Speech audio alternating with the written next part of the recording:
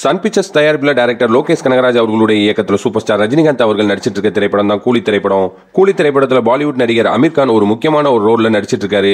அமீர் கான் சம்பந்தப்பட்ட காட்சிகளை படக்குழு ஜெய்ப்பூர்ல எடுத்து முடிச்சிருக்காங்க. ரசிகர்களுக்காக டைரக்டர் லோகேஷ் கனகராஜ் அவர்கள் கூலி படத்தில் ஏகப்பட்ட சஸ்பென்ஸ்கள் வச்சிருக்காரு. இதுவே கூலி படத்தின் மீது எதிர்பார்ப்பு அதிகரிக்க வச்சிருக்கு. திரைப்படத்தில் நடிகை பூஜா ஹெக்டே நடிக்க போறதா இருந்த நிலையில படத்துடைய தயாரிப்பு நிறுவனமான சன் பிக்சர்ஸ் நிறுவனம் இன்றைய தினம் அவங்களுடைய ஜாயிண்டிங் போஸ்டரை வெளியிட்டிருக்காங்க.